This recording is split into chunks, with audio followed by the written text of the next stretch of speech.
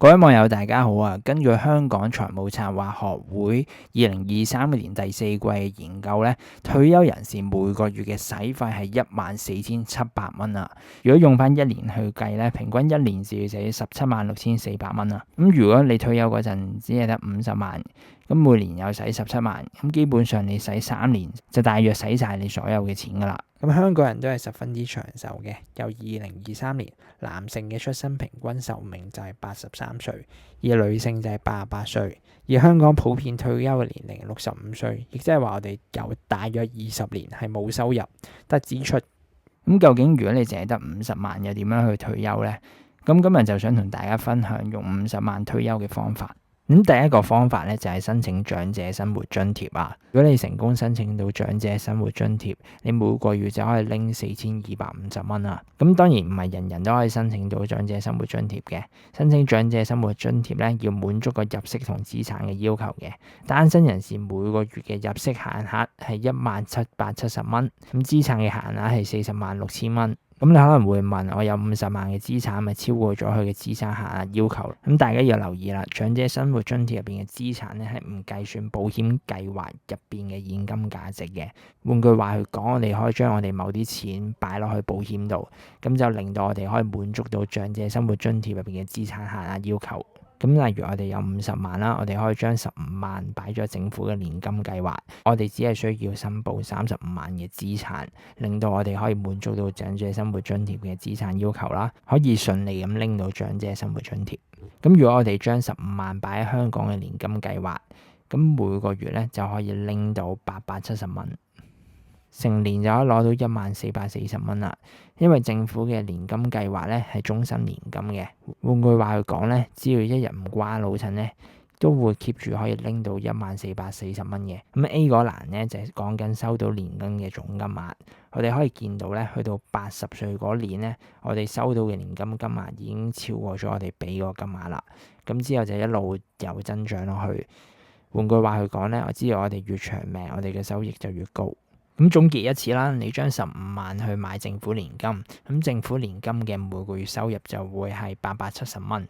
同時之間你都可以申請埋長者生活津貼，每個月可以拎多4250蚊。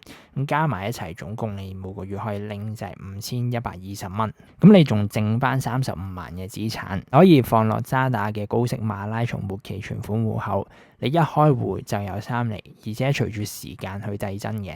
6月2號去到7月1號就會有3.1厘，7月2號去到7月30號就會有3.3厘。咁我哋計一下個利息，將35萬乘以3厘，再除翻12，咁每個月就可以拎到875蚊。除此之外，用渣打信用卡轉賬，每個月頭4萬係冇任何手續費嘅。咁你可以喺渣打銀行嘅手機 app 啦，揀翻轉賬俾自己，金額係4萬，用翻信用卡去轉賬，咁撳咗之後就可以成功轉賬到去其他戶口啦。而如果大家冇渣打嘅信用卡咧，大家可以考慮申請翻張渣打嘅 Smart 卡啦，因為佢嘅迎新優惠都幾吸引嘅，有高達1700蚊嘅現金回贈，而且係永久免年費嘅，都冇任何外幣簽賬手續費。喺指定商戶仲有高達5% 嘅現金回贈。咁透過渣打信用卡拎到個4萬蚊咧，你可以擺翻落渣打嘅高息馬拉松末期存款啦，賺翻去3% 嘅利息。咁計翻平均每個月就可以拎到100蚊啦。咁我哋計翻末期存款嗰部分嘅利息咧，咁就可以賺到975蚊。咁將所有嘅收入加埋一齊，每個月就可以賺到6100蚊啊！咁第二個方法咧就係申請公屋啊。咁我哋去翻政府嘅官網啦。咁公屋嘅入息同資產限額咧，一人家庭每月入息嘅限額係13090蚊。資產限額係291000蚊。咁大家見到呢度有個備註啦，如果家庭成員係年滿60歲或以上嘅長者咧，資產限額就會係2倍啦，亦即係話一人家庭嘅資產限額就係582000蚊。咁所以絕對符合資格去申請公屋。咁左邊咧就係預計14700蚊每個月要使嘅生活嘅開支嘅部分啦，譬如7700蚊就會係租樓啦，4500蚊就係食物方面，2500蚊就係其他開支。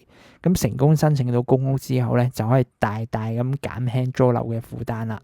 咁由總開支14700蚊下降到9500蚊。咁咁雖然節省咗個開支啦，但係個開支咧仲係遠遠大過我哋嘅每個月總收入嘅。咁下一個方法就係做一啲兼職啦。只要我哋揾到3400蚊嘅收入，咁我哋嘅收支就係平衡啦。咁大家可以喺勞工處嘅官網去揾工啦，有一啲係專課中高齡人士嘅兼職工作嘅。咁大家可以喺呢度揀翻嘅空缺類別啦，咁行業啦、工作地點等等嘅。之後就可以申請翻自己有興趣嘅工作咁樣。例如大家係申請文員嘅工作啦，咁當平均時薪75蚊左右，咁一日翻8個鐘，一個月翻6日，其實已經可以賺到3600蚊啦。咁我諗都唔會話太辛苦，因為其實都係一個星期翻1至2日咁樣。而如果你都唔想去揾工咧，就可以諗下最後嘅方法，就係開源節流啊。咁我哋可以諗下喺食物上，我哋會唔會即係喺屋企自己煮多啲，而唔係出去食啦？咁咪節省下其他開支嘅使費啦。咁將我哋使費壓到喺6100蚊，盡量去做到個收支平衡。退休規劃一啲都唔容易，尤其係手頭上冇乜錢嘅時候。希望今日分享嗰4個 tips 可以幫到大家。